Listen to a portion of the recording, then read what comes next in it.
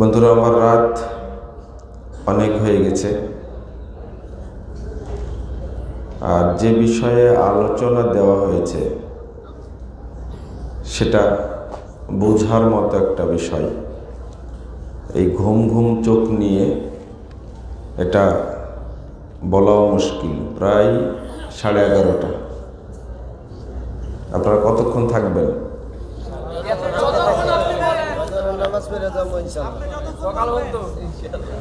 লা ইলাহা ইল্লাল্লাহ। আপনারা তো ফজরের আগ পর্যন্ত যদি থাকেন আর বক্তব্য চলতে থাকে, তাহলে বক্তব্য তো মাথার উপর দিয়ে যাবে, আপনাদের কারো গায়ে লাগবে না। কারণ পরিশ্রমী মানুষ রাত্রে বিশ্রাম না নিলে আপনারা চলতে পারেন না।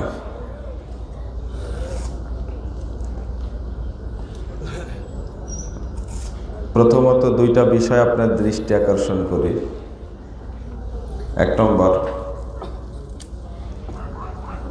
কারি যে সুন্দরভাবে তেলাওয়াত করলেন, কণ্ঠটা খুব ভালো, তরিকাটা বেদাতি তরিকা হয়ে গেছে।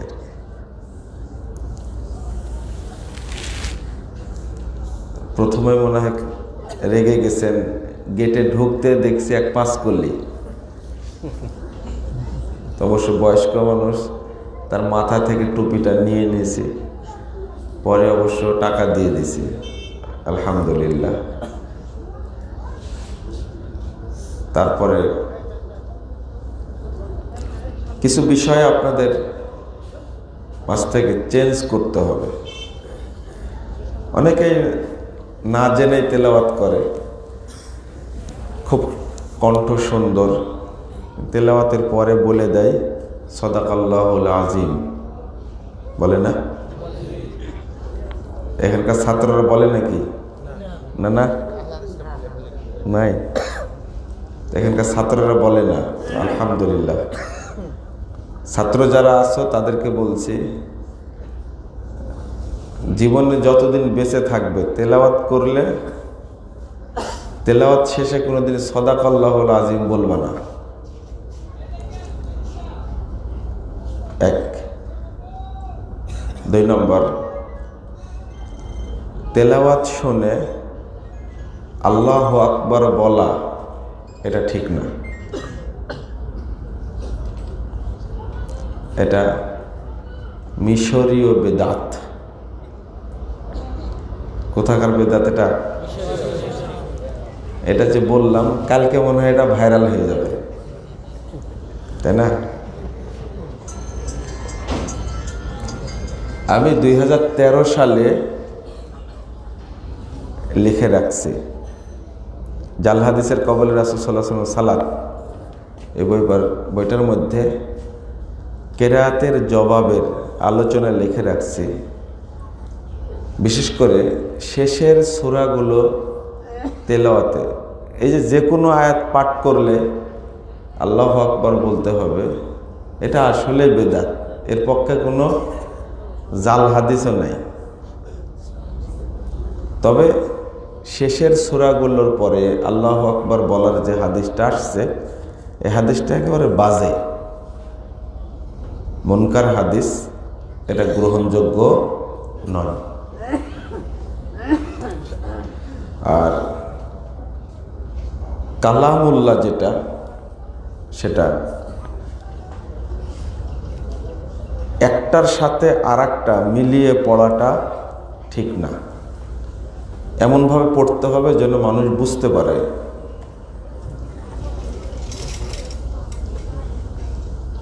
তিনটা আয়াত তেলাওয়াত করেছে কারি, তার মধ্যে শেষ 2টা আয়াত আপনারা বুঝতেই পারেননি। এক জায়গা থেকে পড়লো না, 2 জায়গা থেকে পড়লো, বলেন তো?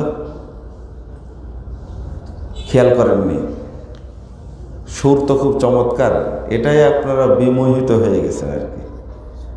কণ্ঠ ভালো, আল্লাহ তার কণ্ঠে আরো বরকত দান করুক, আমিন। এখানে একটা আয়াত সূরা নিসার 48 116 নম্বর আয়াত, আর আরেকটা আয়াত আছে সূরা আল মায়েদা 72 নম্বর আয়াত। এই তিনটা আয়াত একসঙ্গে হয়ে গেছে। এইভাবে কেউ কেউ তেলাওয়াত করে, কিন্তু এটা ঠিক নয়। এই আয়াত তেলাওয়াত করার তরিকাটা এসেছে শিয়াদের থেকে। কাদের থেকে? যেমন কয়েকভাবে পড়ে তেলাওয়াত, না বুঝে কয়েকভাবে পড়ে। এটা যখন কুরাইশি কেরাতটা আমাদের মধ্যে এসে গেছে, তখন আমাদের কুরাইশি কেরাতই পড়তে হবে। কথা কি বুঝলেন আমার? বুঝেননি মনে হয়। এটা আপনাদের জানার দরকার। কোরআন নাজিল হয়েছে কয় কেরাতে? 7 কেরাতে, তাই না? 7 কেরাতে পড়া যাবে না, নাজায়েজ। এখন যে কেরাতটা আছে,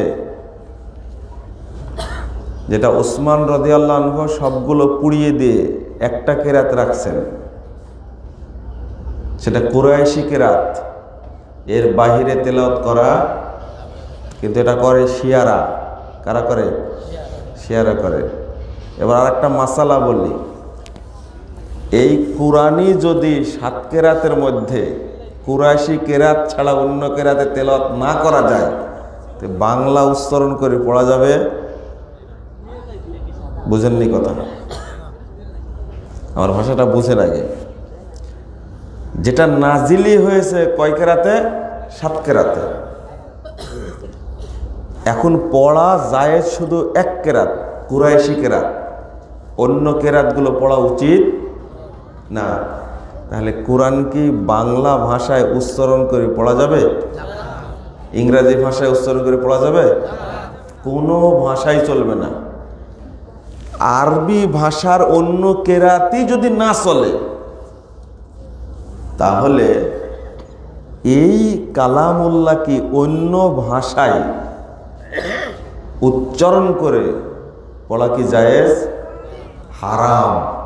কি হারাম? হারাম। এটা উলামায়ে কেরামের ঐকমত্যে হারাম। এটা আমরা ফতোয়া দিয়েছি।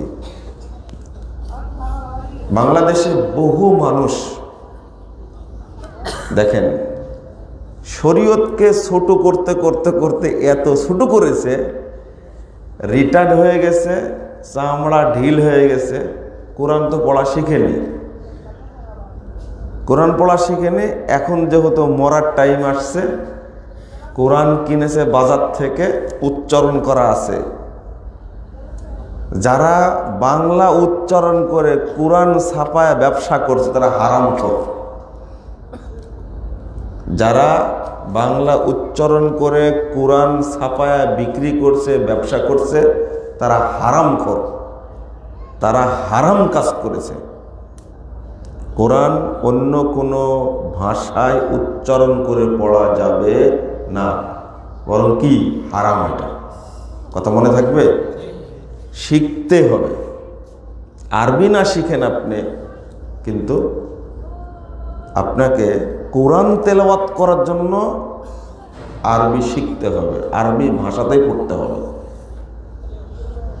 ভাষা সব একই সমান, কিন্তু কোরআনের বৈশিষ্ট্য হলো এটা কালামুল্লাহ। কার কথা? এটা আল্লাহর কথার মর্যাদাই আলাদা, সেই জায়গাতে রাখতে হবে। আমাদের দেশের আলেম ওলামার কোনো ভয় ভীতি নেই, বুঝছেন? মুখে যেটা আসে সেটাই বলতে পারে। ওরা তো নবীর চেয়েও বড় ডিগ্রিধারী, এজন্য ওদের ভয় ভীতি, যা ইচ্ছা তাই বলে দিয়েছে। কিন্তু আল্লাহ রাসূলের সেই সুযোগ ছিল না। ওই যে বেদাতের আলোচনা দিচ্ছেন না, পরিণতি। যেমন কোরআনের পিছনে শেষ করার পরে লম্বা একটা দোয়া লিখে রাখছে, মনে হচ্ছে কোরআন ওর বাপের পৈতৃক সম্পত্তি। এদের লজ্জাও নাই। যারা বেদাতি এরা হয় হারামখোর, পথভ্রষ্ট, মূর্খ, বেয়াদব, বেহুদ একবার যাকে বলে। কারণ বেদাতিকে আপনি যাই বলেন কোরআন হাদিস দিয়ে, ও শুনবে না। ভালো কথা বললে মূর্খ তো আপনার গাড়ি আটকায় দিবে, আপনার উপর আক্রমণ করবে, বুঝবে না। বেদাতিদের মতো বেহায়া কোনো পৃথিবীতে কোনো জাতি নেই, কোনো পশু নাই এত বেহায়া। এরা এত খারাপ। কোরআন কর বাপের, ও কোরআনের পিঠে এত বড় দোয়া লিখে রাখছে কেন? ও পৈতৃক সম্পত্তি কেন লিখে রাখবে? এই জন্য মানুষ রমাদান মাসে 2 বার 3 বার 4 বার 5 বার 6 বার কোরআন খতম দেয়। যতবার খতম দেয় ততবার পড়ে সাদাকাল্লাহুল আযীম ওয়া সাদাকা রাসূলুহুন নবিয়ুল কারীম ওয়া নাহনু আলা যালিকা মিনাশ শাহিদিন পড়ে পুরো পেজটা পড়ে শেষ করে দেয়। মানে এই একটা খতম দেওয়া যে নেকি হয়েছিল, এই বেদাতি দোয়া পড়ার কারণে সব নেকি কি হয়ে গেল? বাতিল, সব বাতিল। পড়বেন সাদাকাল্লাহুল আযীম, আর কোনোদিন পড়বেন? এরপরে কত বড় খেয়ানতকারী দেখেন। আমি বললাম এমনি কি কোরআন কর বাপের পৈতৃক সম্পত্তি। কোরআনের রুকু আছে কয়টা? কে বলতে পারো? 540টি। কে বললো? তুমি? 540টি। মাদ্রাসায় পড়ো তুমি? কোথায়? 540টি রুকু আছে। জানো কি জন্য রুকু? জানো না? কে বলতে পারেন আপনারা এখানে? কেউ পারবেন না। বললাম না পৈতৃক সম্পত্তি। 540টা রুকু কি জন্য জানেন? শুনে নেন আজকে কি কৌশল বেদাতিদের। আগেই বললাম বেদাতিরা হলো বেহায়া, বেয়াদব, মূর্খ। 20 রাকাত তারাবিতে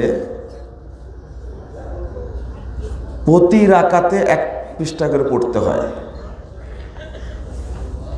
কত? প্রতি রাকাতে 1 পারা 1 পৃষ্ঠা। না জেনে বললে হবে 1 পৃষ্ঠা, তাই না? তাহলে 20 রাকাতে কয় পৃষ্ঠা? 27 রাতে খতম হবে। 27 রাতে কি হবে? 27 রাতে যদি খতম হয়, প্রত্যেক রাকাতে যদি 1 রুকু করে পড়ে, তাহলে 27 দিয়ে আপনি গুণ করেন, কত হয়? 540। বুঝছেন কত হয়?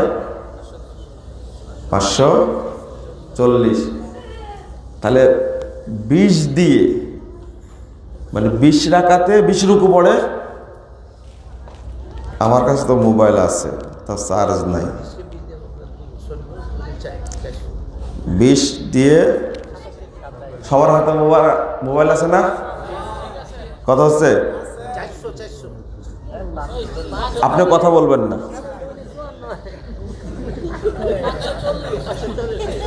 540, তাই না? আমি কি হিসাব নিকাশ না করে বলছি? হ্যাঁ, খামাখা বলছি? কথাটা বোঝার চেষ্টা করেন। কত কৌশল। অথচ রমাজান মাসে 20 রাকাত তারাবি পড়ার কোন সহি দলিল আছে? দেখেন কোরআনের মধ্যে ঢুকায় দিছে। আহলে হাদিসরাও কোনোদিন খেয়াল করেনি। তারাও কোরআন ছাপাইছে রুকু দিয়ে। এরা যদি বুঝতো তথ্যটা তাহলে দিত। আর যাই তাই হোক, আলহামদুলিল্লাহ সারা পৃথিবীতে যারা আহলে হাদিস তারা জীবনে 20 রাকাত তারাবি মেনে নিবে না। নিবে? কোনো দিনই না।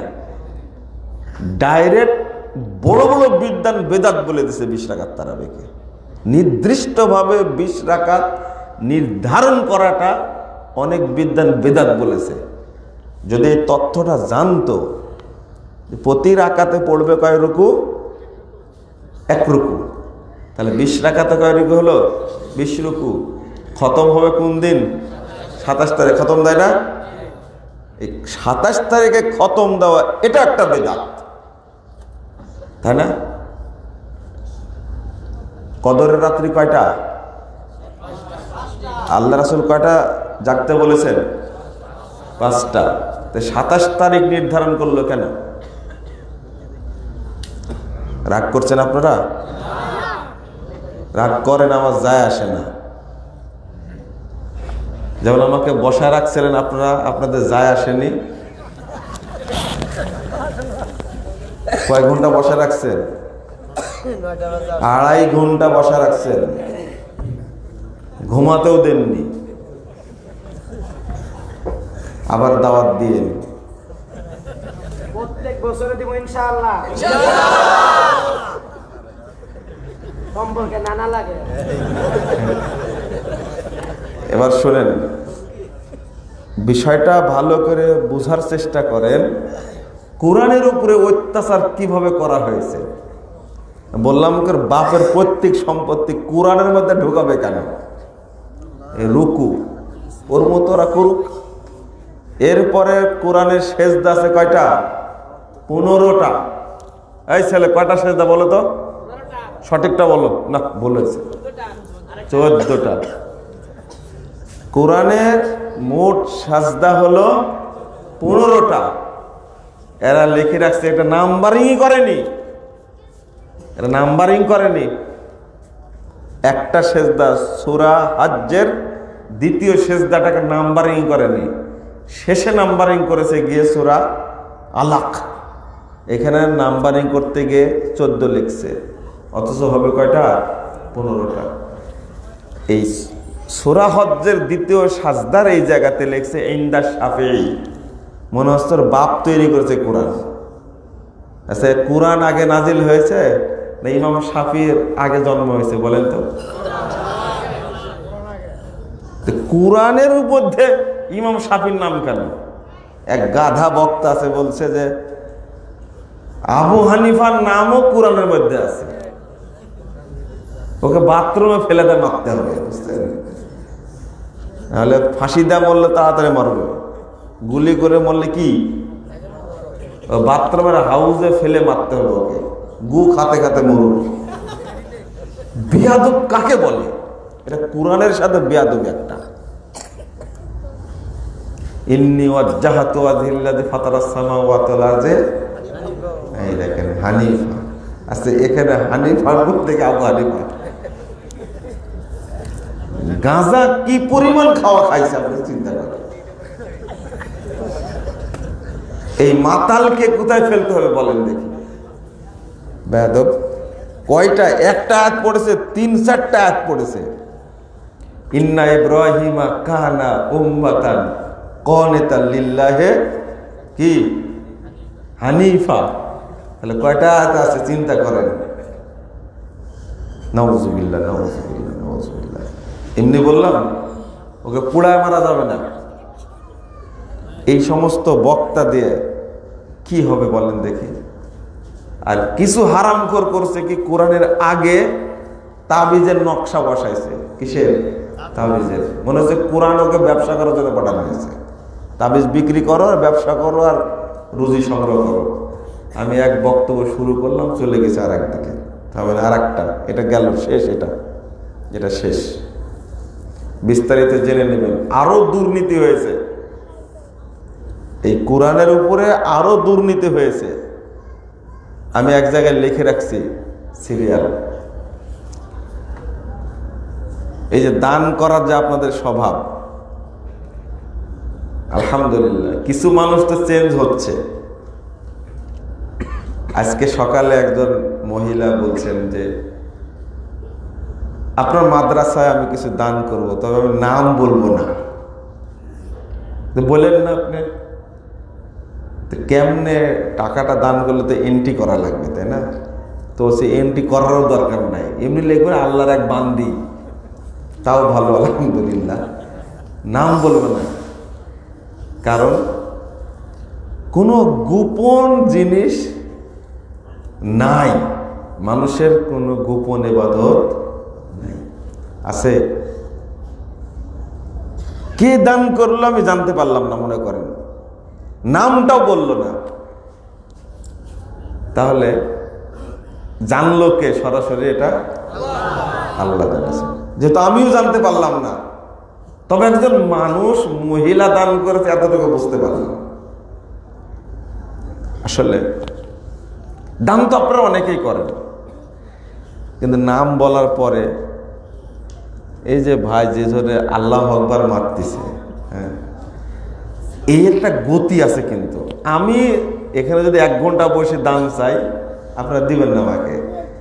1 ঘন্টা চাইলেও আপনারা, আমি 1000 টাকা দান তুলতে পারবো না। কিন্তু যারা আদায় করে তাদের একটা আলাদা কৌশল আছে, এক একজনকে আল্লাহ এক একটা বুদ্ধি দেয়। হাসছেন আপনারা, বাস্তব এটা। আমি যদি 1 ঘন্টা ওয়াজ করি দানের, শেষে 1000 টাকা গুণে হবে, এটা আমার বিশ্বাস হয় না। কিন্তু 20 মিনিট আদায় করলে দেখবেন যে 2-3 লাখ টাকা আদায় করে ফেলেছে। আমি আপনাদের চৌয়া এক জায়গাতে দারুত তাওহীদ সালাফে মাদ্রাসা আছে না, এখানে চৌয়া বাদলফের মাদ্রাসা, এই মাদ্রাসা প্রথমে শুরু করে আমি আমার জীবনে প্রথম দানের ওয়াজ করেছিলাম। কিসের? দানের ওয়াজ করেছিলাম। মানুষ বলে যে দানের যে ওয়াজ এরকম হয় না, জীবনেও জানেনি। তো সেদিন আমাকে অনেক টাকা দিয়েছে। কিন্তু আপনাদের মূল এই হুজুর অত টাকা তুলতে পারেনি এখন পর্যন্ত মনে হয়। সেদিন 12 লাখ টাকা আদায় করেছিলাম। তাহলে আমিও পারি, বুঝা গেল না? ওই দানের ফজিলত বর্ণনা করতে গিয়ে আমি বলেছিলাম, সে চেয়েছে মানুষ আস্তে আস্তে দিতে থাকছে, আলহামদুলিল্লাহ। তারপরে আর দানের ওয়াজ করি না, জালসায় বসে। এখানে যে একটা কথা বলবো আপনাদের, দান করলেই বরকত হওয়ার কথা, তাই না? তো হয় না কেন? আল্লাহ রাসূল বলছেন, সহিহ বুখারী হাদিস,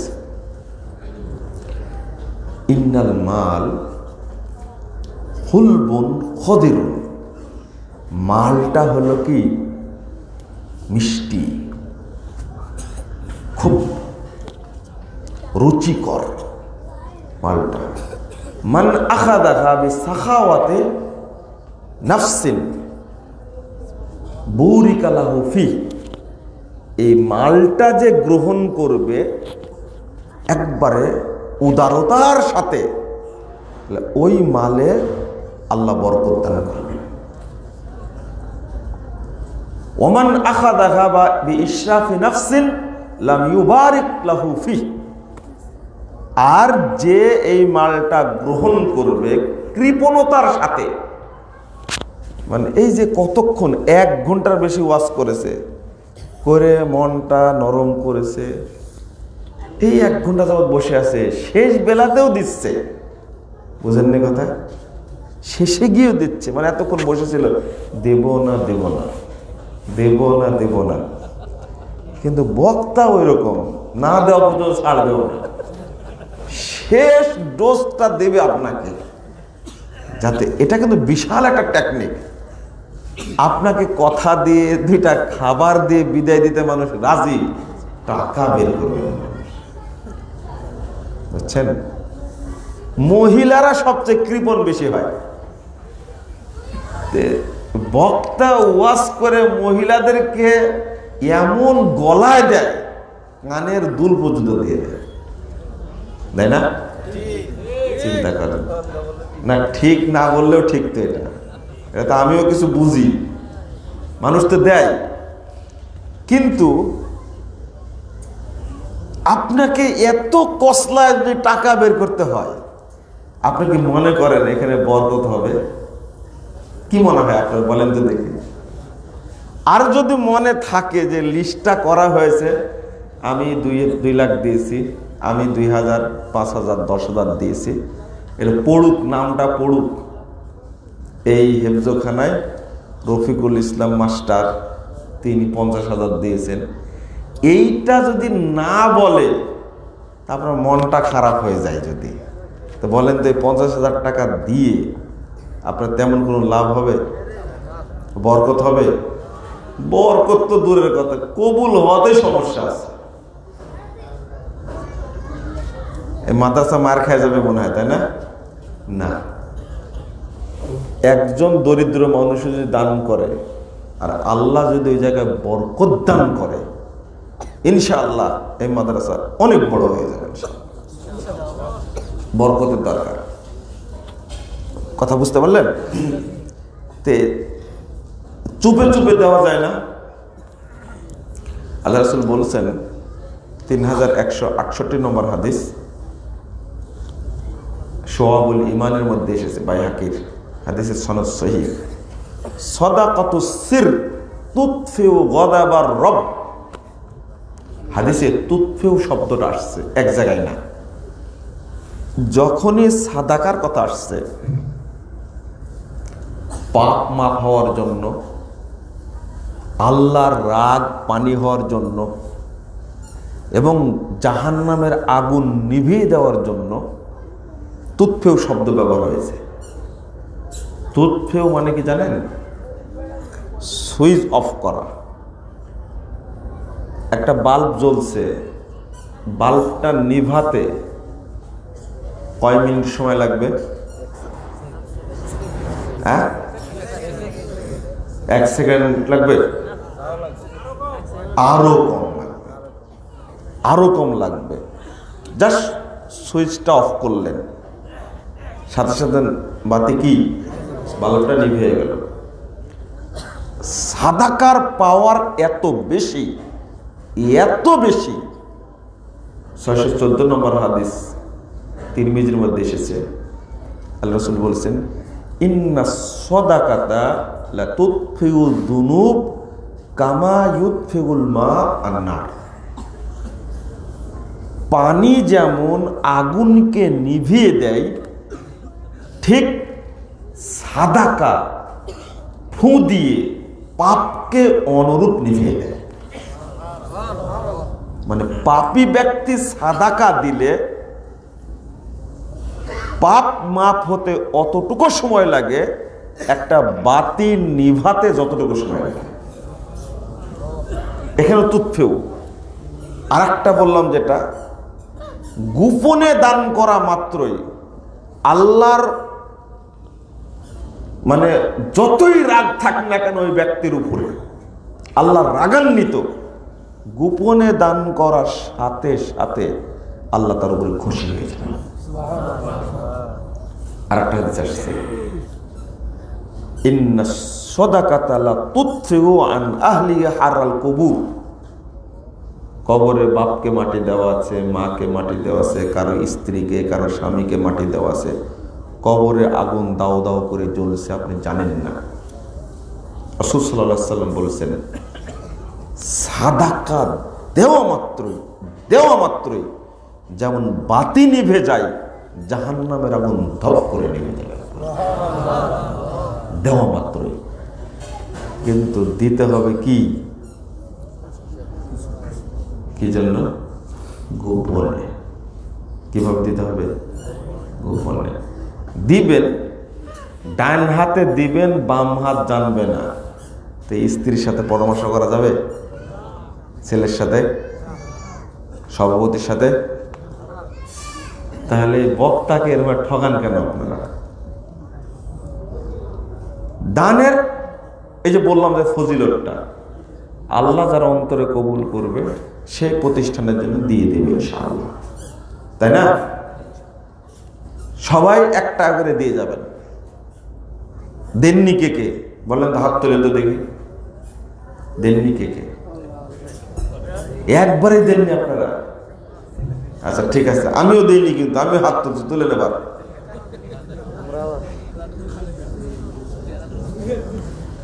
যে আদায় করেছে সেও দেয়নি, কোথায় গেল?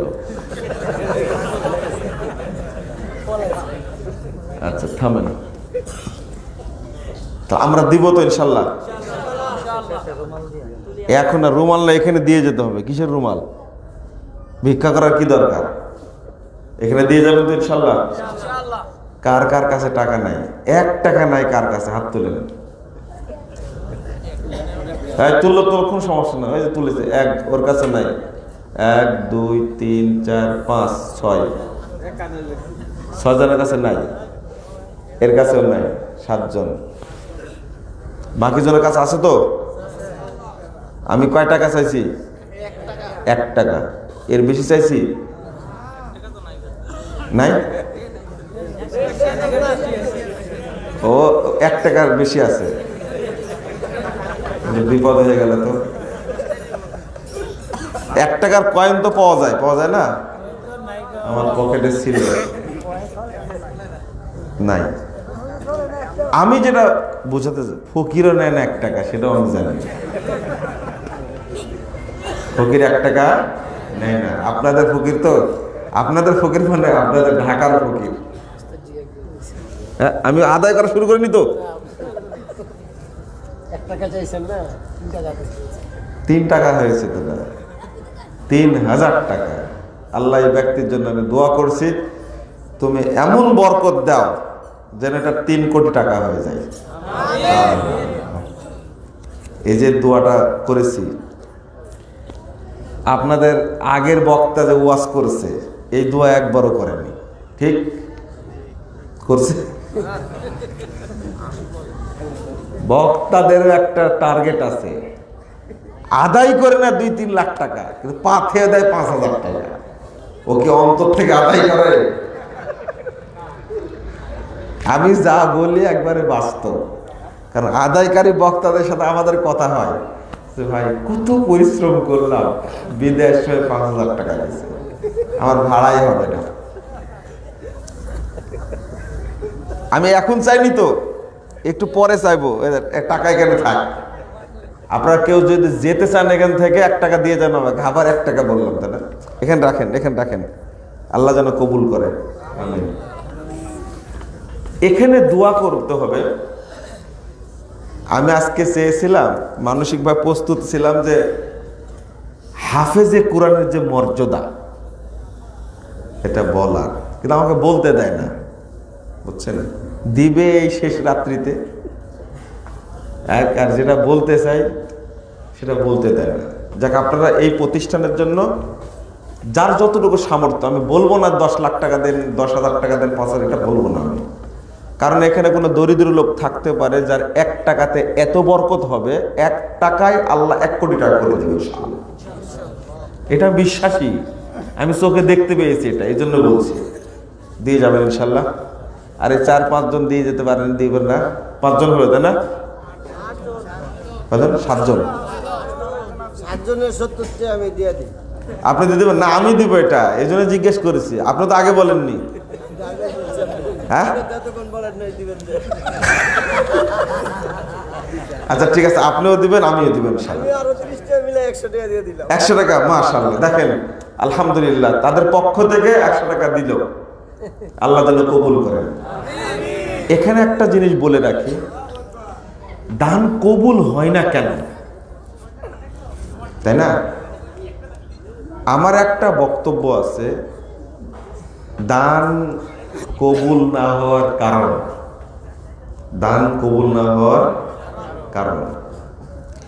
তার মধ্যে একটা হলো মানুষকে দেখানো।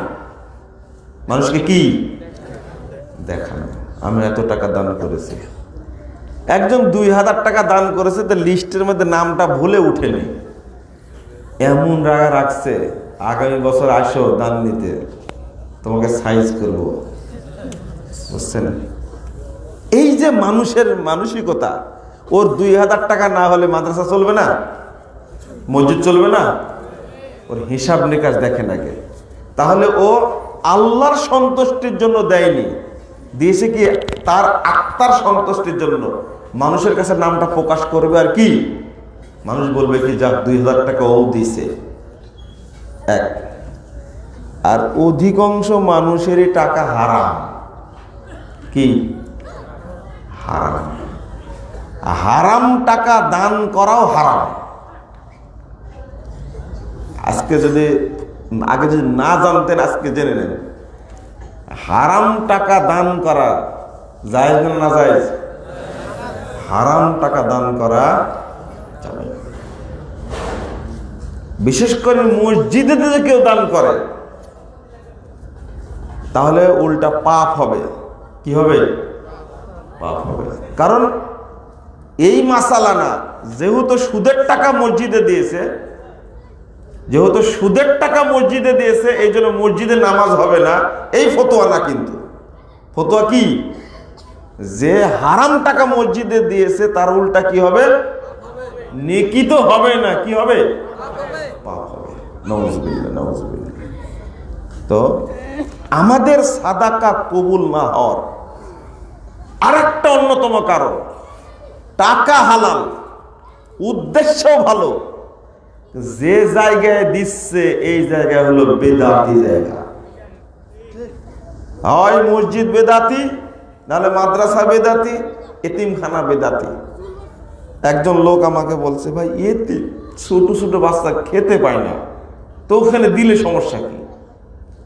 তাই আমি বললাম যে ওই এতিমটাই বড় হয়ে আহলে হাদিস মসজিদ পুড়ায় দিবে। হ্যাঁ, কি বললেন? হ্যাঁ, ওই ভুলার মসজিদ যেটা পুড়ায় দিয়েছে আহলে হাদিস মসজিদ, ও শয়তান এতিমখানাতেই বড় হয়েছে। তো বেদাতি এতিমখানা আপনি পালেন যদি মসজিদ পুড়ায় দিতে চান। বুঝলেন কথা? আর একজন বলছে হেফজখানায় পড়ে, এখানে দান করলে সমস্যা কি? কোনো সমস্যা না। এই হেফজখানায় পড়ে জুব্বা একটা গায়ে দিবে আর সারা জীবন মিলাদ পড়ে বেড়াবে, আর যত সাদকা হবে সব আপনার আমলনামায় যোগ হবে। কি যোগ হবে না? মিলাদ পড়া এটা সুন্নিতের কাজ না শিয়াদের কাজ? শিয়াদের কাজ। এই মিলাদের আর শবে বরাতের অনুষ্ঠানের এর জন্মদাতাই হলো শিয়া। বহু শিয়াদের আদর্শ সুন্নিদের মধ্যে চালু আছে না বাংলাদেশে? আগে আপনারা তাজিয়া মিছিল বের করতেন না? কার কার স্মরণ আছে? মুহররম মাসে 10 তারিখে লাঠি খেলতেন কারা? আপনারা খেলতেন না? লাঠি খেলা কে জানে? কেউ না এখানে লাঠি খেলা জানার? শোনেন, আমার কথা বলছি, আমাদের বাপ দাদাদের একবারে শিকড় আমি হিসাব করে দেখেছি প্রায় 600 থেকে 700 বছর পর্যন্ত তারা আহলে হাদিস আকীদার। কিন্তু আমার চোখে আমার গ্রামে দেখছি, আহলে হাদিস হওয়ার পরে আমার গ্রামে দেখছি এই 10ই মুহররম শাহাদাতে হুসাইন উপলক্ষে লাঠি খেলার আয়োজন করত। তার মধ্যে আমার নানা কিছুদিন আগে মারা গেলেন। আমার নানা লাঠি খেলায় সবচেয়ে বেশি পারদর্শী ছিলেন। এই মুহররম আসলে আয়োজন করত। এই আয়োজনটা সুন্নিদের না শিয়াদের? শিয়াদের। আসছিল না আমাদের মধ্যে? অনেক উঠে গেছে।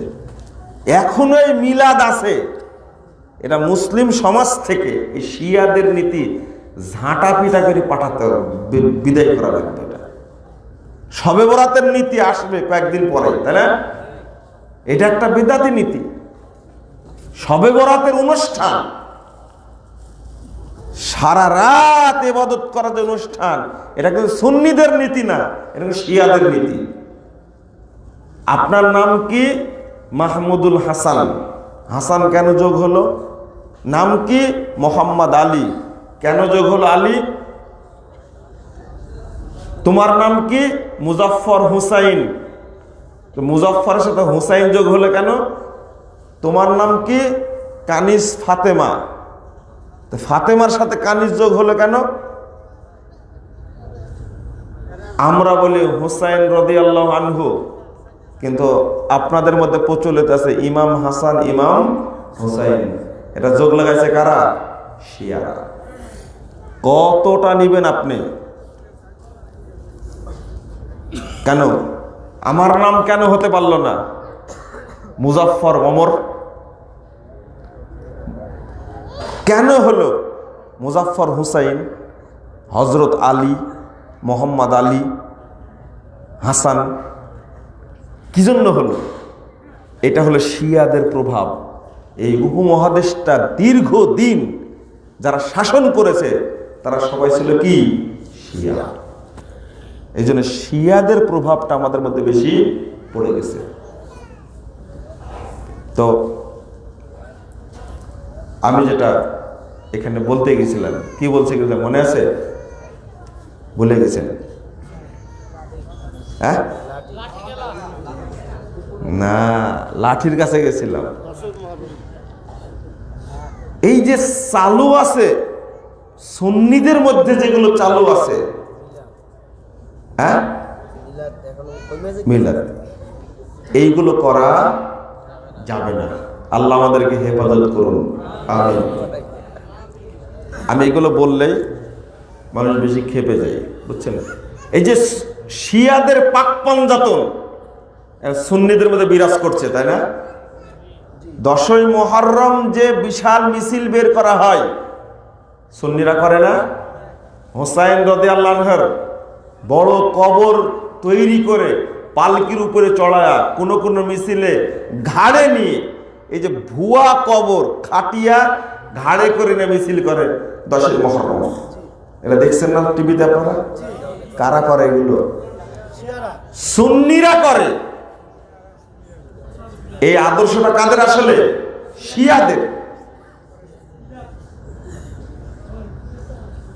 এবার চলেন আমরা মূল আলোচনা যাই।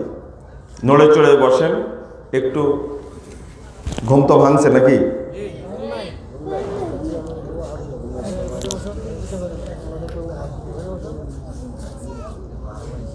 শিরক যত বড় বড় অপরাধ আছে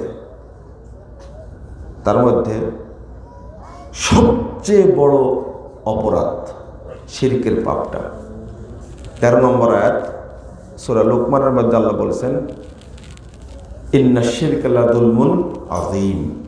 শিরক সবচেয়ে বড় জুলুম, বড় অপরাধ। শিরক মানে কোনো বস্তু বা ব্যক্তিকে আল্লাহর সমকক্ষ মনে করা। বলুন নাউযুবিল্লাহ। যেমন গায়েবের অধিকার কে রাখেন? একমাত্র। যদি অন্য কাউকে দেওয়া হয় এটা কি? হারাম। তাহলে বাংলাদেশের কতজন মানুষ সঠিক আকীদা পোষণ করে? বাংলাদেশের অধিকাংশ মানুষই জানে নবী রাসূলগণ তো গায়েব জানতেন, পীর ফকির ওলিয়া উলিয়ার কি জানে? গায়েব জানে। বলে নাউযুবিল্লাহ, আস্তাগফিরুল্লাহ। তাহলে আল্লাহর জ্ঞানের সাথে আপনার জ্ঞানটাকে শরীক করা হলো না? ওলির জ্ঞানটাকে শরীক করা হলো না? তাহলে আল্লাহর সমকক্ষ কাউকে মনে করা, কোনো বস্তুকে মনে করা হলো কি? শিরক। এখন আপনাদের কাছে ছোট্ট একটা জিনিস, শিরকের পরিণাম সম্পর্কে জানেন, আরো জানবেন আজকে ইনশাআল্লাহ। এই শিরক যদি কেউ করে, প্রথমত ওই ব্যক্তির কৃত আগে যত আমল করেছে সমস্ত আমল বাতিল হয়ে যায়। কি হয়ে যায়? বাতিল হয়ে যায়। দলিল আল্লাহ বলেছেন, ওয়ালাউ আশরাকু লাহাবিতা আনহুম মা কানু ইয়ামালুন। সূরা আনাম 88 নম্বর আয়াত। তারা যদি শিরিক করে যা আমল করেছে সবই বাতিল হয়ে যাবে। এটা কে বললেন? আল্লাহ। এটা আমার কথা না, আল্লাহ বলছেন। 65 নম্বর আয়াত সূরা জুমারের মধ্যে এসেছে, আল্লাহ বলেছেন, লাকাদ উহিয়া ইলাইকা ওয়া ইলাল্লাযিনা মিন ক্বাবলিক লাইন আশরাকতা লায়াহবাতান্না আমালুক ওয়া লাতাকুনান্না মিনাল খাসিরিন। হে মুহাম্মদ সাল্লাল্লাহু আলাইহি সাল্লাম, আপনার উপরে সেটাই ওহী করা হচ্ছে যেটা আগে করা হয়েছিল। যদি আপনিও শিরিক করেন, আশরাকতা, যদি শিরিক করেন, লায়াহবাতান্না আমালুক, তো অবশ্যই অবশ্যই আপনার আমলও বাতিল হয়ে যাবে। ওয়ালা তাকুনান্না মিনাল খাসিরিন, আর আপনি ক্ষতিগ্রস্তদের অন্তর্ভুক্ত হয়ে যাবেন। অর্থাৎ জাহান্নামীদের অন্তর্ভুক্ত হয়ে যাবে। শিরিক ছোট আছে, বড় আছে। তো অনেক বিদ্বান বলছেন শিরিক তো শিরিকই। যেমন তাবিজ অনেক ব্যক্তির আছে, তাবিজের ব্যবসা মাঝে মাঝে করা লাগে, বুঝছেন। সেদিনে সর্বশেষ বাড্ডা এলাকা থেকে 200-300 টাকাতে একটা তাবিজ কিনেছি। এক রিক্সা চালকের হাতে দেখছি তাবিজ, তো দিবে না। কেন দিবে না? অনেক টাকা দিয়ে কিনেছি। কয় টাকা দিয়ে কিনেছো? আমি টাকা দিচ্ছি, দাও। আগে বুঝাইছি যে তাবিজ সহ তুমি মুসলমান, নামাজ পড়ো না? যে পড়ি, মাঝে মাঝে ছুটেও যায়। তাহলে নিয়মিত পড়তে পারে না, তো মাঝে মাঝে ছুটে যায়, তো পড়ে। আমি বললাম যে তাবিজটা থাকাকালীন এখন পর্যন্ত তোমার কোনো নেকি আল্লাহর খাতায় জমা হয়নি। বলেন কি? যে জমা হয়নি, তুমি আমাকে দিয়ে দাও আর তওবা করো যে আল্লাহ ভুল করেছি। তাহলে যত নেকি নষ্ট হয়েছে সব নেকি আল্লাহ তোমার আমলনামা দিয়ে দিবে। তখন তাবিজটা দিয়ে দিছে আমাকে। কয় টাকা নিবা? তো অনেক সময় থেমে বলছি যে 300 টাকা নেব। আমার তুমি মনে অনেক টাকা চাইবে তাই মনে করছিলাম। 300 টাকা দেয়, তাবিজটা নিচ্ছে। আর বলেছে আর কোনোদিন পড়বে না তো? না, পড়বো না। গরিব মানুষের রিক্সা চালক, তো মাঝে মাঝে 5 কলিরও ব্যবসা করে, আবার টুপির কি তাবিজের ব্যবসা করতে হয়। এই যে এখন যারা এখানে উপস্থিত আছেন, নারী পুরুষ, তাদের কাছে যদি তামার আংটি থাকে বা এই যে যদি কি থাকে কোমরে যদি থাকে বাধা, তাবিজ যদি কোথাও যে বাধা থাকে, তো এখন পর্যন্ত আপনার কোনো ইবাদত, কোনো নেকি আল্লাহর খাতায় জমা হয়, এটা 100%। কারণ তাবিজ থাকাকালীন কোনো ব্যক্তি লা ইলাহা ইল্লাল্লাহ বা আশহাদু আল্লা ইলাহা ইল্লাল্লাহ ওয়া আশহাদু আন্না মুহাম্মাদুর রাসূলুল্লাহ এই কথা বলারই যোগ্যতা রাখে না।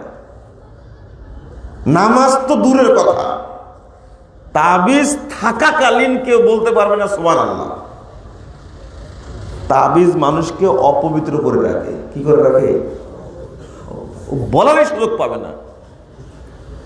অথচ একজন অপবিত্র ব্যক্তি স্ত্রী সহবাস করেছে বা স্বপ্নদোষ হয়েছে, ও কিন্তু কোরআন আয়াত পড়তে পারে, মুখস্থ করতে পারে, হাতে স্পর্শ করবে না, জিকির করতে পারে। যে তাবিজ পড়ে আছে সে ওর চেয়েও বেশি অপবিত্র।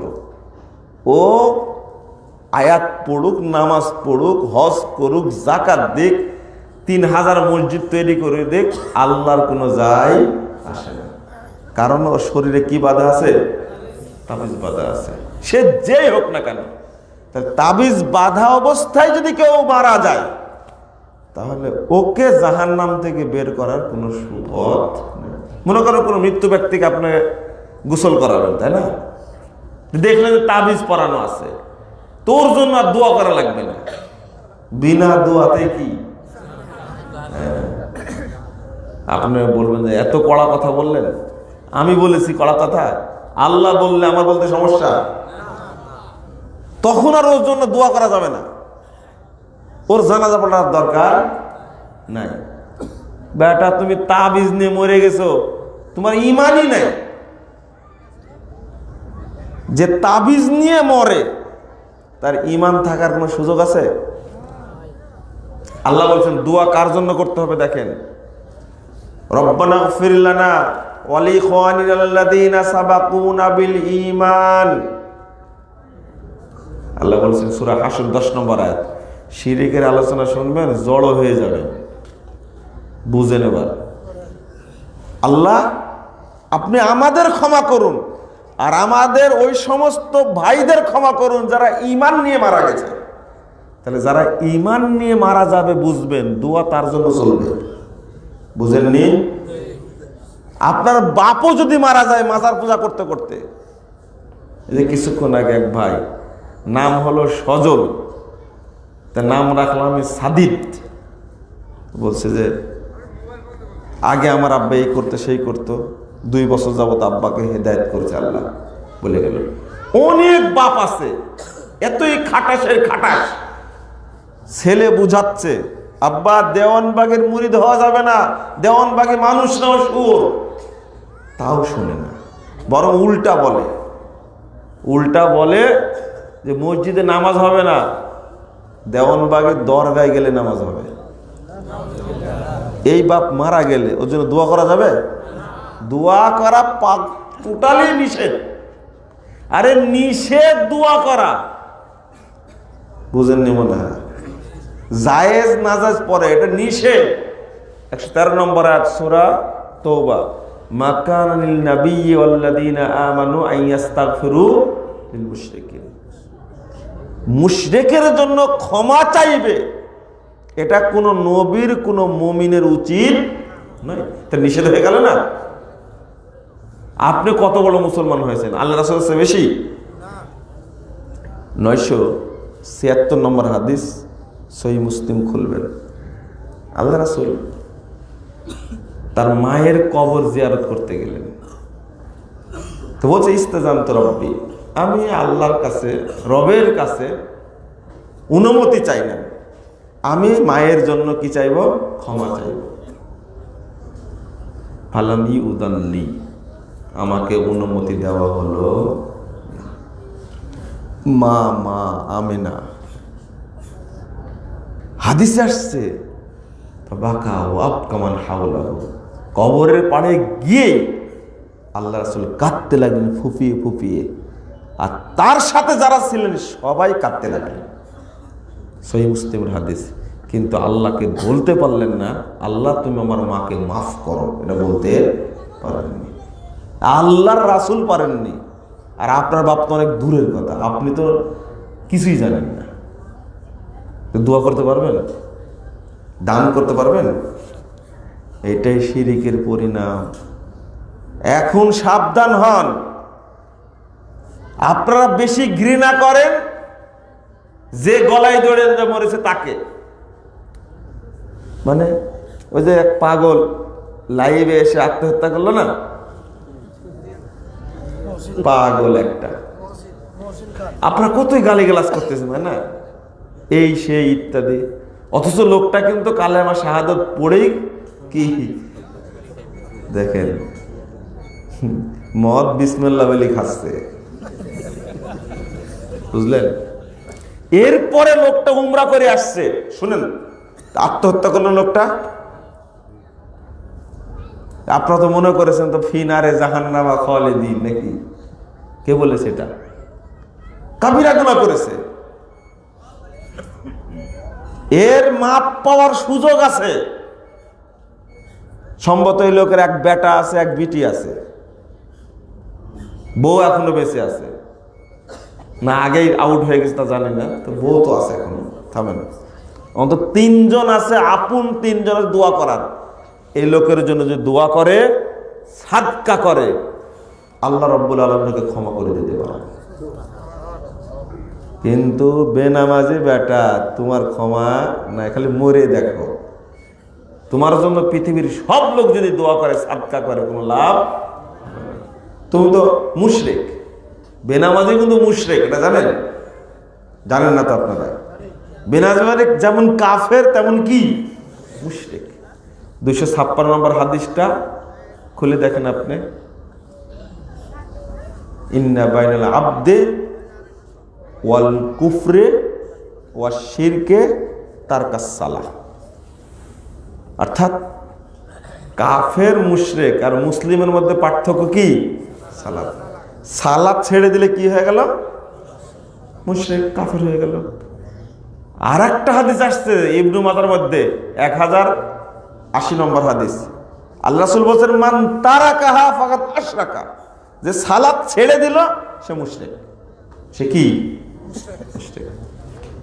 বেনামাজিকে ঘৃণা করেন না আপনি, ঘৃণা করেন ওই লোকটাকে, যে লোকটা বিষ খেয়ে মারা গেছে, গলায় দড়ি দিয়ে মারা গেছে, আত্মহত্যা করেছে, তাকে ঘৃণা করেন, তাই না? আরে এ তো মাপ পাওয়ার কোনো সুযোগই নাই, কিন্তু ওই লোকটা আত্মহত্যা করেছে, কাবিরা গুনাহ করেছে, তার পক্ষ থেকে ক্ষমা চাইলে আল্লাহ তাকে ক্ষমা করে দিতে পারেন। এবার বোঝা গেছে কথা? এত ঘৃণা করলেন কেন? বেনামাজি জীবনে নামাজ পড়ে না, ওই লোক গল্প করছে যে মরল সে জাহান্নামী হয়ে মরে গেল। বেনামাজি ফতোয়া দিচ্ছে কি, চিন্তা করেন বেনামাজির দাপট কত। বেয়াদব কাকে বলে? বেনামাজি হয়ে ফতোয়া দিচ্ছে। আমি জিজ্ঞেস করছি, তুমি যে ফতোয়াটা দিলে তুমি নামাজ পড়ো? যে না, আমি নামাজ পড়ি না, কিন্তু আত্মহত্যা করে মরে গেছে, এটা খুব খারাপ কাজ না? চিন্তা করেন কি বুঝ দিয়েছে। সাদকা করাও যাবে না, কি সাদকা করাও যাবে না। যদি বেনামাজি হয়ে মারা যায়, যদি মুশরিক হয়ে মারা যায়, শিরিক করতে করতে মারা যায়, সাদকা করাও যাবে না। 2883 নম্বর হাদিস, আবু দাউদ খুলবেন। অত বিস্তারিত ব্যাখ্যা দেওয়ার সময় নাই, ব্যাখ্যা দেওয়া যাবে পরে, শুনবেন ব্যাখ্যা আছে কোনো কোনো বক্তব্যে শিরিক সম্পর্কে। বন্ধুরা আমার, শিরিক করবেন না, জটিল জিনিস একটা। অন্য সব পাপ চাইলে আল্লাহ ক্ষমা করে দিবেন, শিরিক ক্ষমা করবেন না। এখানে একটা জিনিস বলার দরকার, যারা শিরিকও করে নামাজও পড়ে তাদের কি হবে, তাই না? হ্যাঁ, এই মাসালাটা জানেন না আপনারা, এই মাসালাটা আপনাদের জানা নাই। মনে করেন নামাজও পড়ে, আবার পূজাও করে, অর্থাৎ মক্কাতেও যায়, মন্দিরেও যায়, যায় না? মসজিদেও যায়, মাজারেও যায়, এরকম লোক আছে না? এদের সংখ্যাই বেশি। এদের সংখ্যা কি বেশি? বাংলাদেশের অধিকাংশ মানুষ হলো পীর পূজারী। কি পূজারী? পীর পূজারী। এক মুরিদ গল্প করছে, আমি বাসের সামনের সিটে আর পিছনের সিটে, তো বলছে যে রাত্রিতে গরু জবাই করেছে, ওই আটরশির মাজারে গরু জবাই করছে রাত্রিতে। যেহেতু রাত তখন 3টা বেজে গেছে, তখন গোস্তের টুকরাগুলো খুব জোরে জোরে জিকির করতেছে। কি করছে? জিকির করছে। চিন্তা করেন, গোস্তের টুকরা জিকির করছে। তো এইরকম যদি কাহিনী শোনানো যায় তো মুরিদ বাড়বে না? পীর মানে শয়তান। কি পীরে মুগা, কি বলবো। এক মুরিদ কত বড় ধান্দাবাজ, মুখে এক বোঝা দাড়ি নিয়ে বলছে যে কিয়ামতের মাঠ আমার সামনে হাজির করা হয়েছে, দেখতেছি। এই অপবিত্র যারা, মনে রাখবেন একটা কথা, মাজার আর মন্দির দুইটার মাঝে কোনো তফাৎ নাই। এটা আপনি ইন্ডিয়া গেলে বুঝতে পারবেন, ঠিক আছে? মাজার আর মন্দির কি একই, শুধু একটা শোয়ানো আছে আর একটা খাড়া করা আছে। কথা বুঝতে পারলেন? মাজার আর মন্দিরের কোনো পার্থক্য নাই। তো কি বলতে চাইলাম একটা জন এখানে, এই জি মনে পড়ছে, বলছে বক্তব্যে যখন কিয়ামতের মাঠ হাজির করা হয়েছে তখন সবাইকে লাইন করতে বলছে। ফেরেশতাকেও দেখেছে তারা, চিন্তা করেন। আপনারা কেউ দেখেছেন ফেরেশতাকে স্বপ্নে? বেয়াদব কাকে বলে? আল্লাহ রাসূলকে কেউ কেউ স্বপ্ন দেখতে পারে, হাদিসে আসছে, কিন্তু জিবরিলকে ফেরেশতাকে স্বপ্ন দেখবে এর মূল হাদিস আছে? চিন্তা করেন কত, মানে কোন শ্রেণীর মুশরিকে। তারপরে বলছে যারা ঘোষণা দিচ্ছে কিয়ামতের মাঠে, যারা চরমুনার মুরিদ সবাই জান্নাতে চলে যাও। যদি এইরকম বয়ান করা হয়, তারপরে বলছে যে এই তুই দাঁড়া আছিস কেন? বলছে আমি কোন রকম মুরিদ ছিলাম, যা দৌড়া জান্নাতে। নিজের কথা বলতেছে। আমি যদি বলি যে গাঁজা খাইছে, এটা যে ঠিক হবে? হ্যাঁ,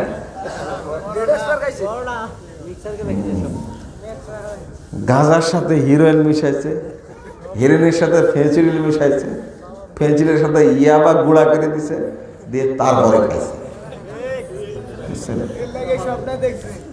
বাংলাদেশের মানুষকে ওরা এমন ভাবে পথভ্রষ্ট করছে, লা ইলাহা ইল্লাল্লাহ, আস্তাগফিরুল্লাহ, আস্তাগফিরুল্লাহ। কাউকে আপনি মনে করবেন না ফ্রেশ, সবাই ধান্দাবাজ, বুঝলেন?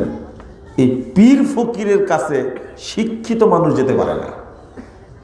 গরু নিয়ে যায়, ছাগল নিয়ে যায়, এগুলো সব এরা ধরে ধরে মানুষকে মুশরিক বানাচ্ছে। এদের অবস্থা অনুরূপ হবে, যেমন হবে আজরের অবস্থা। আজরকে ছিলেন? আজর কে? ইব্রাহিম আলাইহিস সালামের কি হয়েছে হবে জানেন? কিয়ামতের মাঠে আল্লাহ যে বলছেন, এই কারি এই আয়াতটা ছুটা দিছে, ওয়া ইন্নাহু মাইয়ুশরিক বিল্লাহ ফাকাদ হারামাল্লাহু আলাইহিল জান্নাহ ওয়া মাওয়াহুন নার, এ পর্যন্ত ছেড়ে দিছে।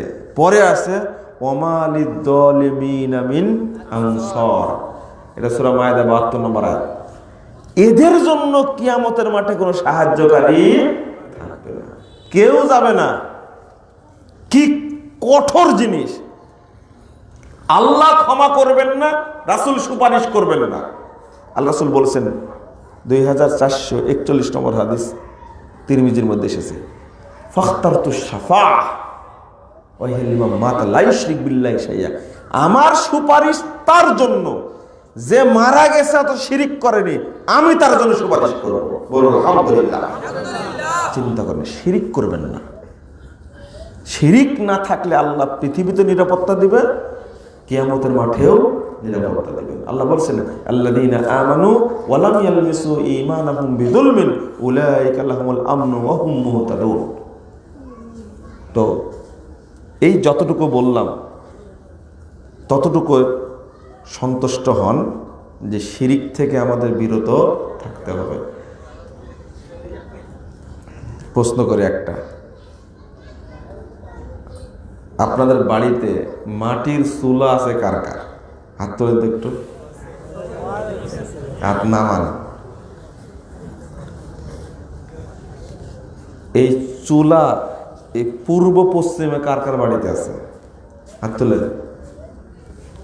পূর্ব পশ্চিমে বুঝেন না মনে হয়? মুখটা পূর্ব দিকে বা পশ্চিম দিকে, এইরকম কার কার আছে? মাশাআল্লাহ। এবার নামান, এবার হাত তোলেন। এই উত্তর দক্ষিণে মুখ আছে কার কার? কিন্তু হাতের সংখ্যা কম বেশি হয়ে গেল যে, হ্যাঁ?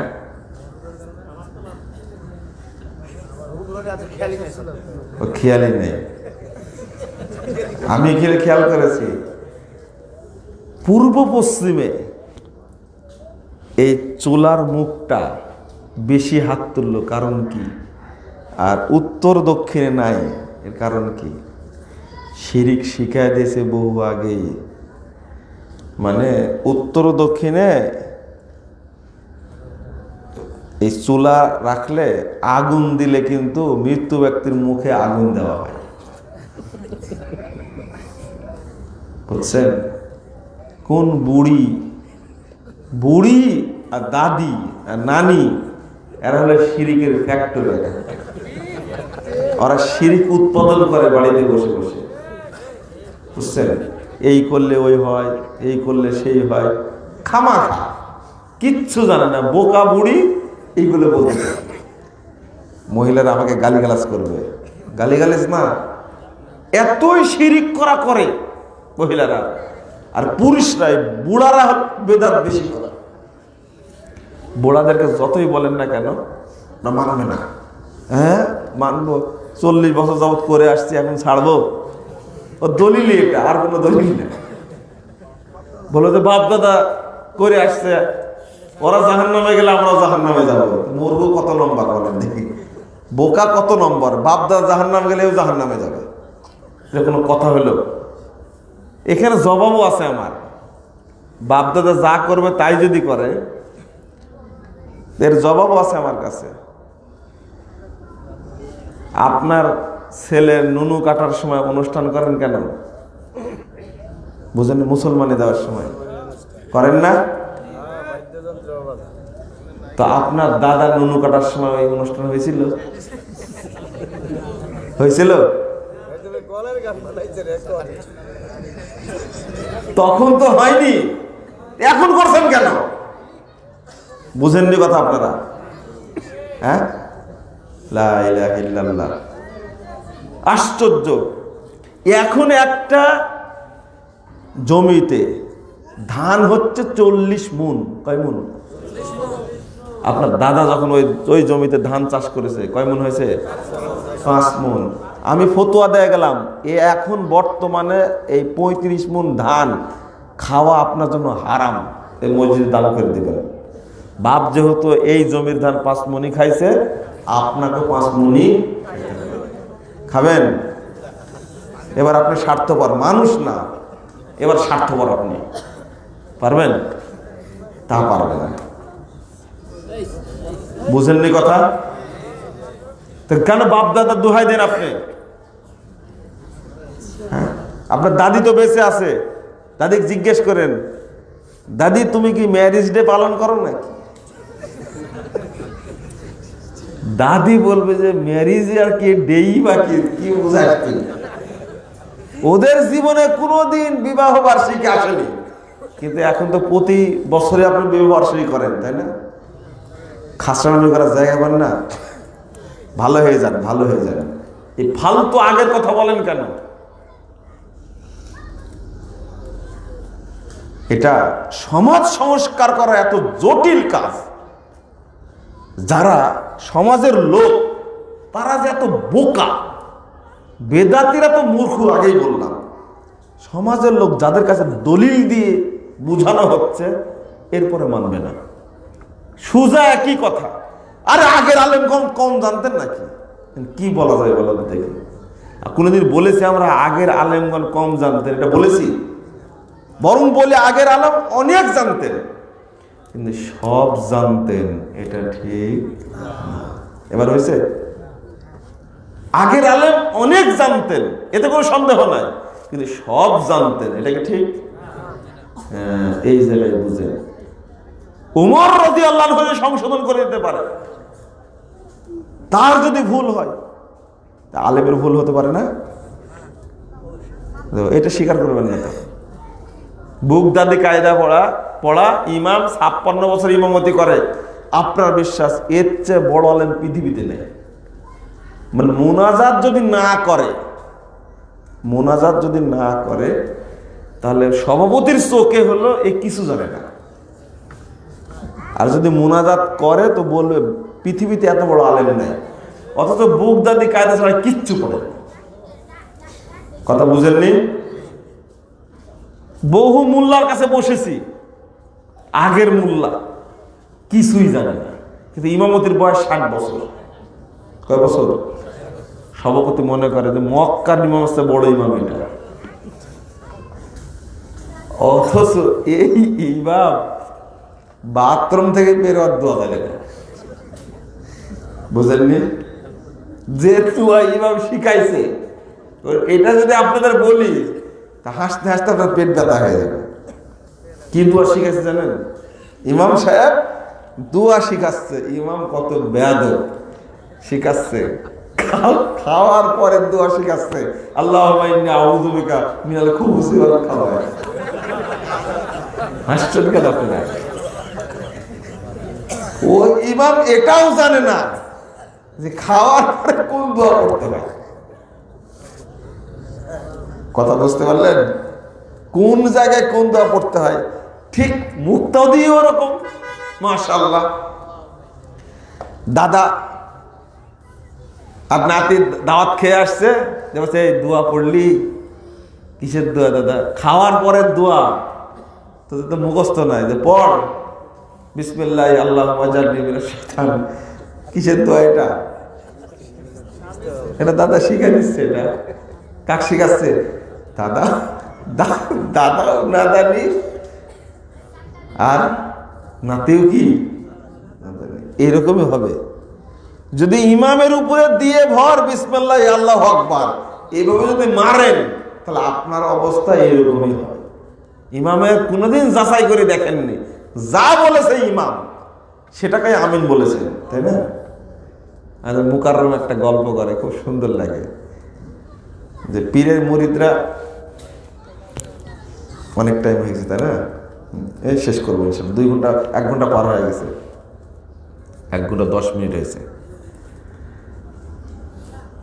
তো মুরিদরা গরু বিক্রি করতে যাচ্ছে, তো বলছে যে কোথায় যাচ্ছ?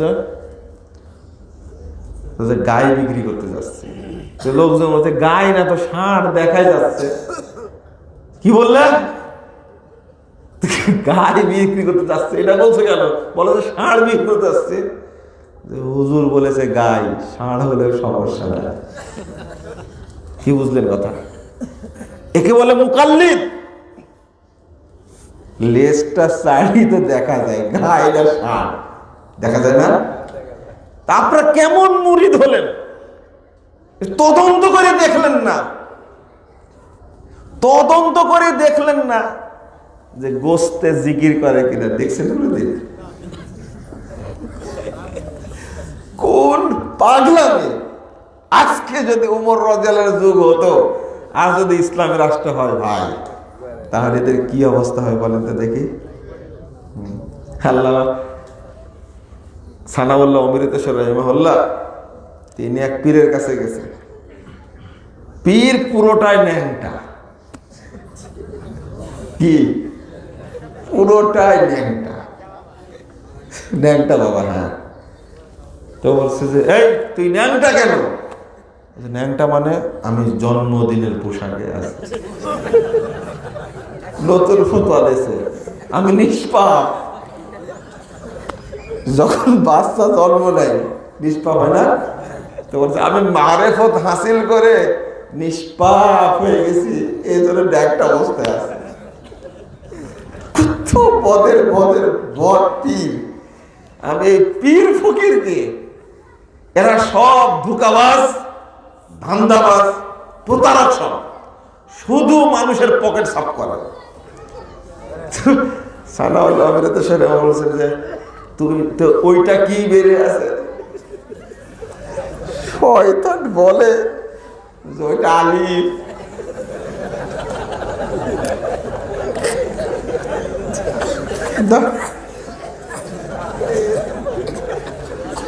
টিস্যু দাও।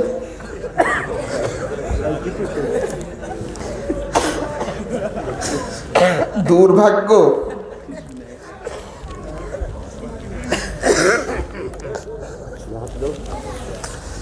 সানাউল্লাহ অমৃতসরী বলছে যে এই কথা আমি বলতে পারি না আসলে, মাঝে মাঝে হট করে চলে আসে। পীর ফকির এত খারাপ জাত, বুঝতে পারলেন? এদেরকে সমাজে স্থান দেওয়া উচিত না। বলছে যে এই আলিফে তো নুক্তা থাকে না।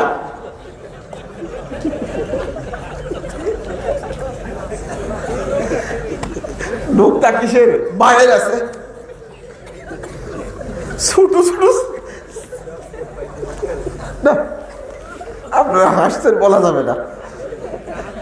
সানাউল্লাহ শুনে বলছেন যে এই তাড়াতাড়ি চাকু নিয়ে আয়, এই আলিফ বাঁচাতে হবে, কারণ আলিফে কোনো নুক্তা নাই।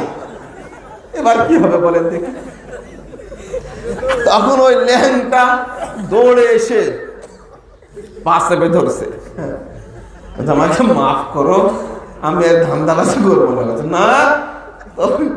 আর এই ফুটা থেকে আলিফকে আলাদা করা লাগবে। এবারে কি হবে বলেন দেখি? এরা পীর না শয়তান বলেন দেখি? ল্যাংটা শয়তান, শয়তানের এজেন্ট এগুলো। এইগুলো ধাপ্পাবাজি করে খায়।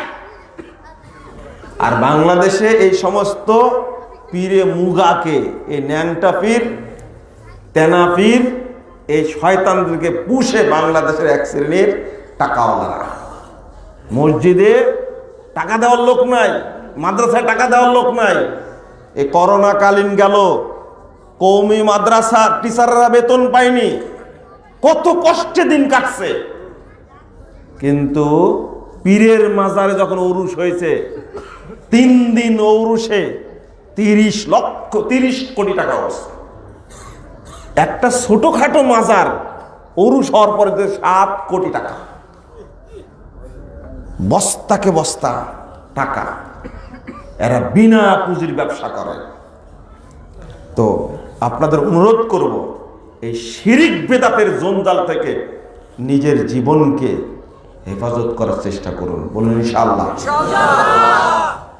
বেদাত অভিশপ্ত জিনিস। আমি বেদাত সম্পর্কে বলবো না। বেদাত সম্পর্কে আপনারা জানেন, আপনাদের মধ্যে বেদাত কম আছে না বেশি আছে? বেদাতগুলো সম্পর্কে আমি আর কথা বলবো না। একদিনে 2টা বিষয় দিলে হয়। আবার কিন্তু আগে অনেক কথা বলে ফেলেছি, বেদাতে কথা অনেক বলে ফেলেছি, তাই না? এতটুকু জানেন আপনি, ছোট করে বলি, আপনি মনে করেন 100টা আমল করছেন। কয়টা? 100টা। 100টা আমলের মধ্যে 99টা সহি। কয়টা? 99টা সহি। আর একটা হলো বেদাতে আমল করেছেন, জেনে বুঝে একটা কি, আপনার 99টা শতামূল বাতিল। কি বেদাত আপনি যে গোলামিকারী করছেন। একজন বলছে মুনাজাত করব না, মানে মরার পরেও করব। চিন্তা করেন, কিন্তু মরার পর তো ইবাদতে নাই। ইবাদত না থাকলে কি আমি করব?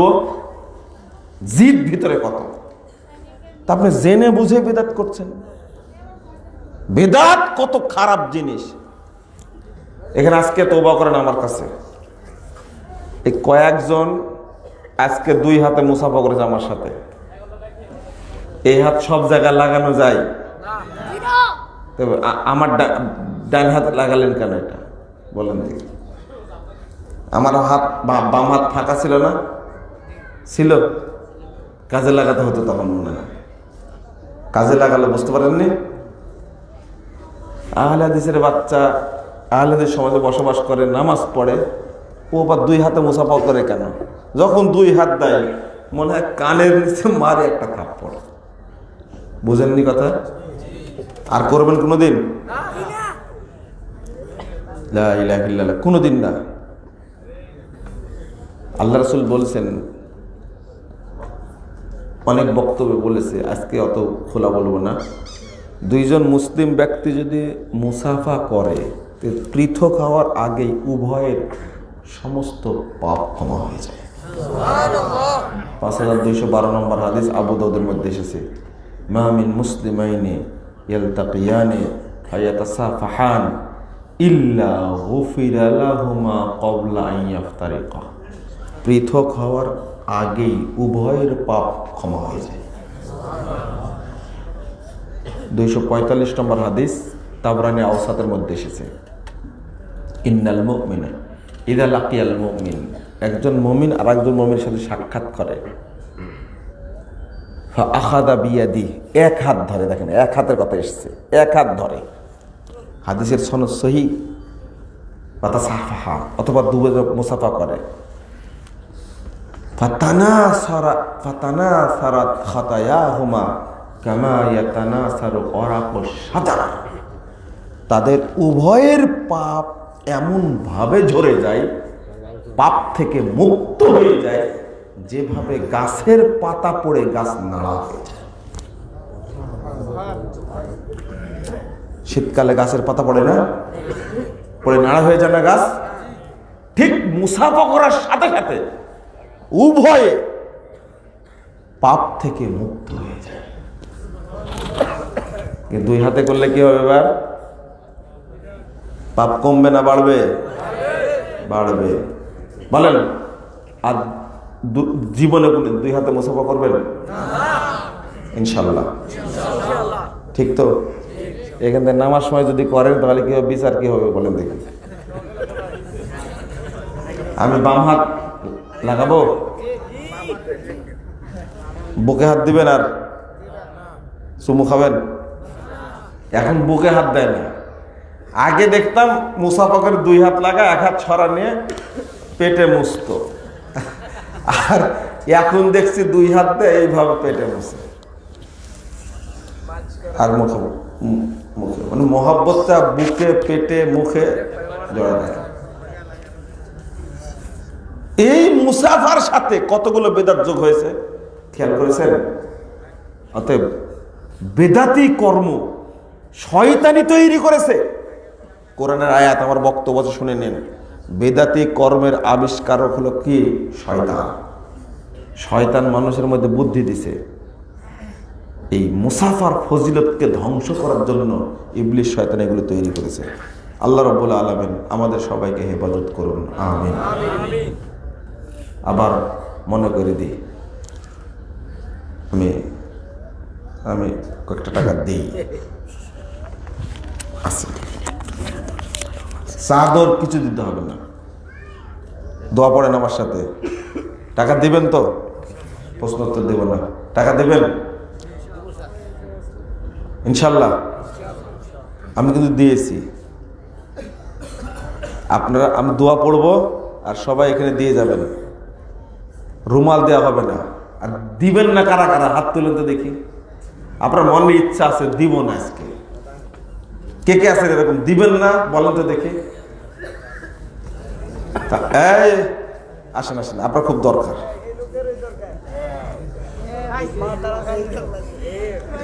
একটু না না, পকেটে ঢোকালে হবে না, এখন আমাকে দেন, ওটা খুব দরকার, তো খুব দরকার। থাইরে স্বাদের 5 কলি, কথা বোঝা গেছে? এই দেখ 5 কলি। আরে কি সুন্দর টুপি!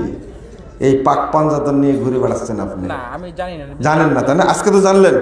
এরকম টুপি পরবেন ইনশাল্লাহ। আমি এখন মাত্র কিনলাম, একটু আগে কিনতে। তাই নাকি? না, যাক ভালো। তা তো টুপিটা মাথায় দিয়ে আসছেন, আলহামদুলিল্লাহ, মাশাআল্লাহ। তাও এই ভাই দিয়েছে 100 টাকা দিয়েছে। আমি টুপি কেনার টাকাটা দিয়ে দিই? না না, দিয়ে দিই। না না, বোঝা গেল ধনী মানুষ, তাই না? তাহলে শেষ করি। আবার নাকি আমাকে নিয়ে আসবে, দাওয়াত দিতে যায়েন, তারপর দেখবো। তো আগে উঠলে হবে? আমি আগে দোয়াটা পড়ে নি। টাকা তো কোথায় যাবে না ইনশাল্লাহ, এখানে দিয়ে যাবে টাকা সবাই।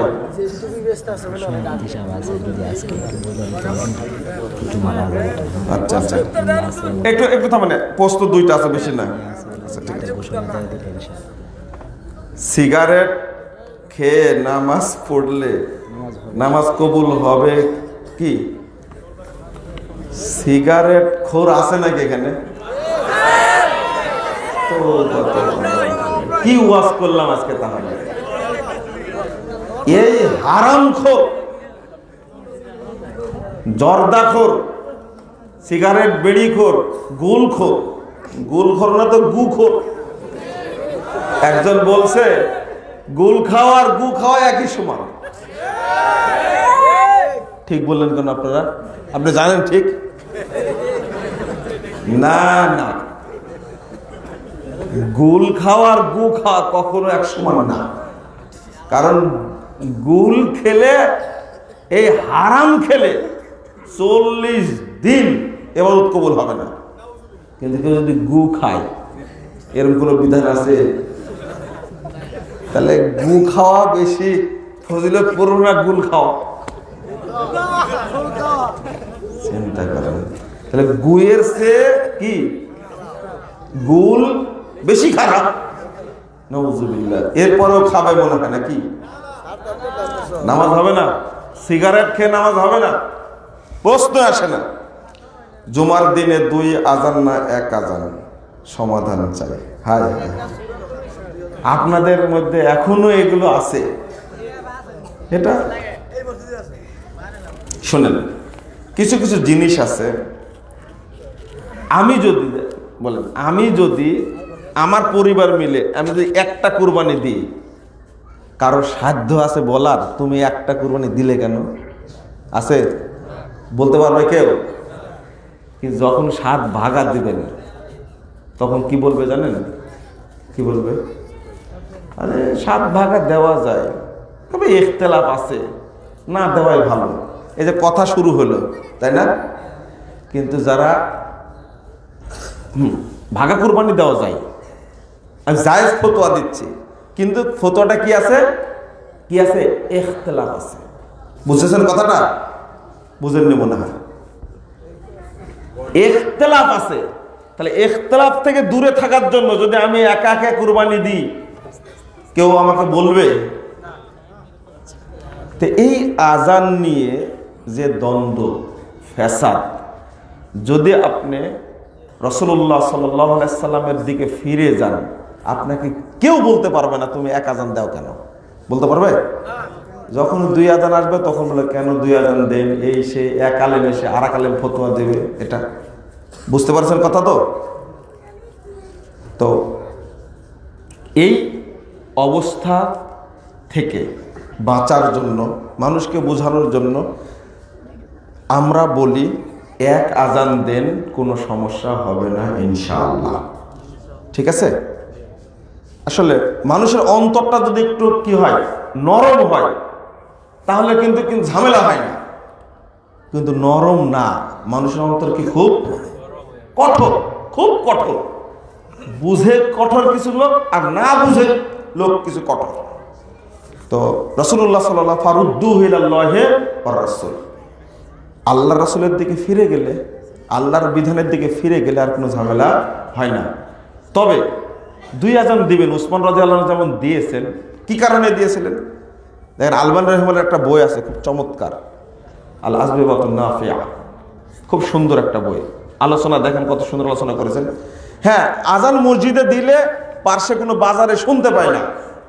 আপনি 2 আজান দেন, তখন উসমান রাদিয়াল্লাহু আনহুর আজানকে আমি নাজায়েজ বলছি না, নিষিদ্ধ বলছি না। কথা কি বুঝতে পারছেন? যে কারণে তিনি দিয়েছিলেন আপনিও দেন, সে কারণে, কিন্তু ওই কারণ আছে। আল্লাহ রহম করো। তো ঠিক আছে, দোয়া পড়েন, আমি তো অনেক সময় নিয়েছি। সুবহানাকা আল্লাহুম্মা ওয়া বিহামদিকা আশহাদু আল্লা ইলাহা ইল্লা আনতা আস্তাগফিরুকা ওয়া আতুবু ইলাইকা। আমি বসে আছি কিন্তু। ও কিছু বই ছিল আপনাদের উদ্দেশ্যে বলবো। নতুন একটা বই আসছে ফাজাইলে আমুল, আর একটা বই আসছে আমুলে সলে, আর প্রশ্নোত্তর আর কারণ ইসলাম বই আছে। আপনারা বইগুলো